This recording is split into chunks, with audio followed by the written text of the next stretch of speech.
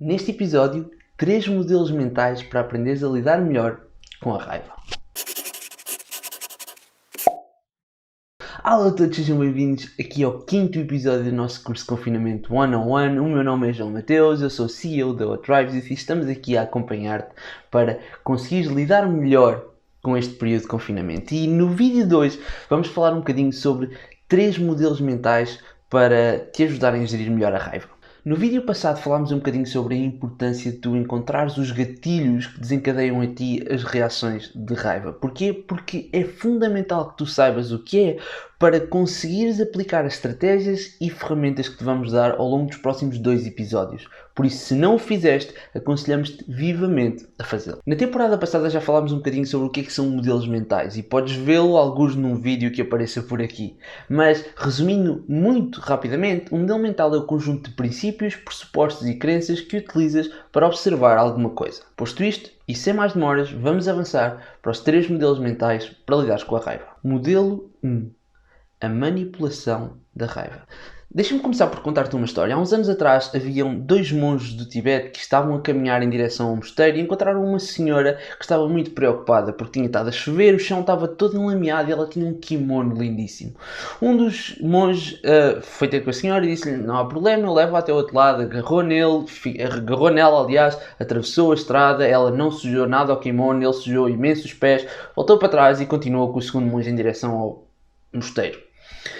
Quando estavam mesmo a chegar ao mosteiro, 2 horas depois, o segundo monge vira-se e diz assim: eu não aguento mais, eu tenho que dizer isto.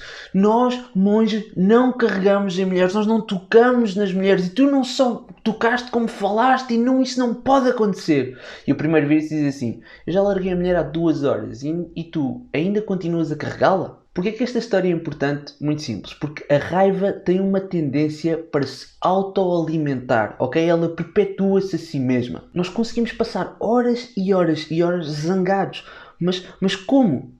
Basicamente, a raiva justifica a sua própria existência. Agora, a questão que resta-nos perceber é como é que ela faz isto, ou o que é que ela faz para justificar essa existência. Bom, ela utiliza uma coisa que tu tens, que eu tenho, que qualquer pessoa no mundo tem, que são representações internas, ok? A forma como nós pomos, ou as imagens que pomos aqui na nossa cabeça e imaginamos serem verdade. No último episódio falámos das 6 fases de um episódio emocional. Lembras-te? Ok, a última fase era a fase de desativação.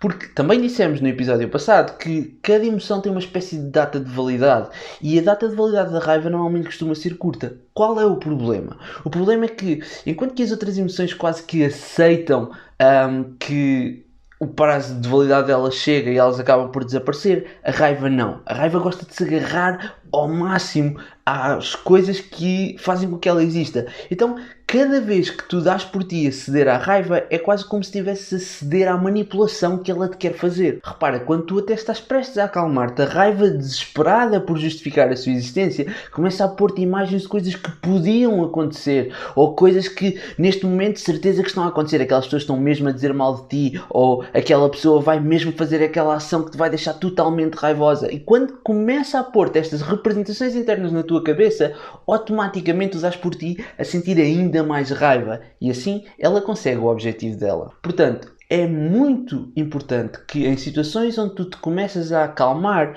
consigas mesmo levar até ao fim essa tarefa e não deixes que a raiva, ou aliás, que tu, influenciado pela raiva, andes à procura de justificações para te manter zangado. Porque acredita, a maior parte das vezes é isso que acontece. Tu tens uma determinada situação, um determinado gatilho que te deixa zangado e depois, passado 2, 3 minutos, já passou, mas tu continuas à procura de razões para te manteres a viver essa emoção. Pensar nisto, neste modelo mental, pode ajudar-te a aumentar a possibilidade de tomares uma decisão mais consciente, ok?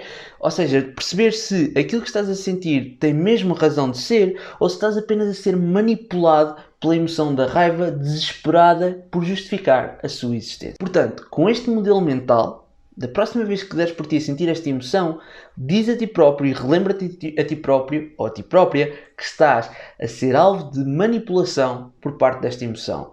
E, à partida, não vais querer ceder, consequentemente vais sentir-te muito mais tranquilo ou tranquila. Modelo 2. A responsabilidade é tua. Confuso? Confusa? Deixa-me explicar. Existe uma teoria na área comportamental chamada teoria da causa e do efeito. A melhor forma de perceberes isto é imaginares uma linha onde de um lado tens o lado da causa e o lado do efeito, ok?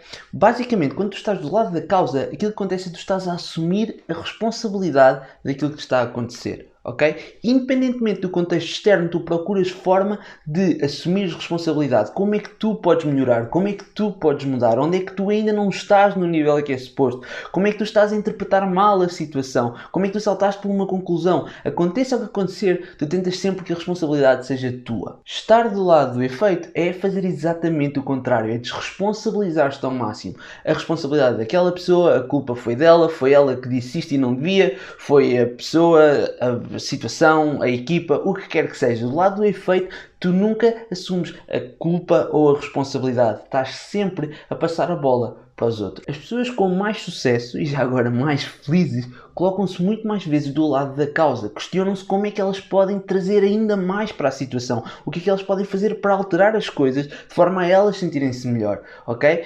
E automaticamente, ao trazeres mais responsabilidade para a tua vida, tu vais acabar por ganhar mais controle e conseguir gerir melhor as tuas emoções. Porquê? Muito simples. Repara uma coisa. Só o facto de tu estares a ver este vídeo já é estares a colocar-te do lado da causa. Já és tu a quereres aprender a gerir melhor emoções que por vezes num período de confinamento acabam por estar mais presentes. E isso é muito bom. Afinal, ao invés de estares do lado do efeito a queixar-te e a dizer que é uma injustiça, estás a aprender e a melhorar as tuas próprias qualidades. E isso é fundamental. Não só para lidar com as emoções no confinamento, mas na vida no geral. No livro Responsabilização Total, o SEAL americano Jocko Willink e o SEAL americano Leif Babin defendem a ideia de tu procurares ao máximo responsabilidade no teu dia-a-dia. Tentar ser responsável por tudo. Porquê? Porque quanto mais responsabilidade tu tiveres, mais uma vez, melhor te vais sentir. Porque tu consegues controlar aquilo que está à tua volta e consegues ajustar as coisas de forma a que promovam o teu bem-estar. A questão aqui é, tu podes aplicar este conceito de responsabilização total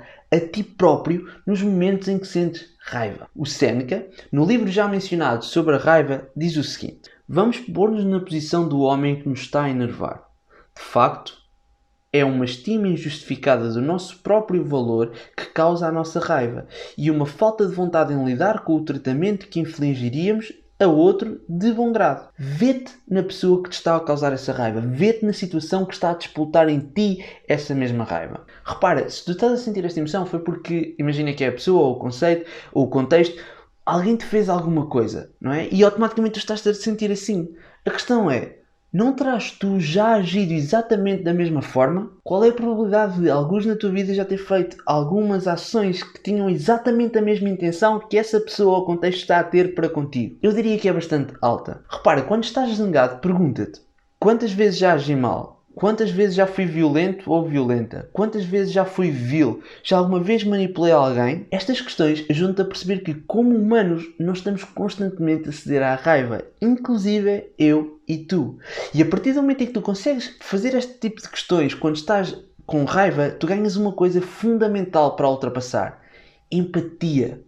Basicamente a empatia vem do sentimento de perceberes que naquele contexto, naquela situação, tu provavelmente sentirias exatamente a mesma coisa. E alguns na tua vida já o fizeste. Portanto, ao admitir que somos humanos, que toda a gente tem as suas falhas, automaticamente tu ganhas uma sensação de empatia e equilíbrio para com as pessoas que causam em ti raiva, dissipando-a e tornando-te uma pessoa muito mais tranquila. Portanto, com este modelo mental, a próxima vez que sentires esta emoção, coloca-te do lado da causa, admite que também tu já fizeste algumas dessas ações e desenvolve empatia para com a pessoa. Modelo 3. A raiva é um cliente com um pedido. Mas não é aquilo que estás à espera. Repara, a maior parte das vezes, quando nos zangamos, a dor que estamos a sentir não vem daquele momento presente, mas de uma situação que já aconteceu. Lembras-te da história da vaca no parque de estacionamento? Pois bem, esta história vem de um livro que tem exatamente o mesmo nome, Uma Vaca no Parque de Estacionamento, escrito pelo Leonard Schaft e pela Susan Edmiston, e no livro eles explicam que a raiva tem sua origem numa necessidade que não está a ser preenchida. É claro que no momento achamos que a necessidade que temos de preencher é fazer com que aquele gatilho sofra ou desapareça, mas a maior parte das vezes não é. É algo ligeiramente mais profundo. Imagina, se alguém questiona o meu trabalho, a minha necessidade pode ser, não, eu tenho que fazer com que ele engula as palavras. Mas na realidade pode estar de alguma forma ancorada mais lá atrás e quem sabe ter a ver com a validação daquilo que eu faço. Mais uma vez, desde o início do nosso curso, que nós partilhamos contigo que se sentires que este tipo de emoções começa a ter uma carga demasiado pesada e sobre a qual não queres falar, então não hesites em procurar ajuda profissional, ok? Mas, se por outro lado, esta ideia de que a causa da raiva pode estar associada ao teu passado e é uma coisa que tu consegues rapidamente identificar e de uma forma minimamente leve, então esta pode ser uma das melhores estratégias para conseguires desenvolver a capacidade de lidar com a tua raiva. Porque basicamente ajuda-te a perceber que esta emoção é como um cliente que tem um pedido, a tal necessidade que não está a ser preenchida. Portanto, com este modelo mental, questiona-te qual é a necessidade que não está a ser preenchida e o que é que podes fazer para a preencher tu neste momento. Ok, por hoje é só. Ficaste com 3 modelos mentais para conseguires percepcionar e vivenciar a raiva de uma ou outra forma. Eis uma sugestão. Escreve cada uma delas num post-it e coloca num sítio onde tu passes mais tempo no teu dia-a-dia. Pode ser numa secretária, ao lado de um computador, pode ser, sei lá, no teu quarto, ao pé de um espelho onde vistas todos os dias, o que quer que seja. Mas coloca num sítio onde consigas várias vezes ter acesso a ela, de forma a ir relembrando estas 3 formas de lidar melhor com esta emoção. E já sabes, vemo-nos na sexta-feira com 3 estratégias específicas para conseguires lidar com a raiva quando nem estes modelos mentais te ajudam. Até lá, podes deixar um gosto, subscrever e partilhar o vídeo com pessoas que sintas que precisam deste conteúdo. Nós somos a What Rises e aqui o teu futuro está nas tuas mãos.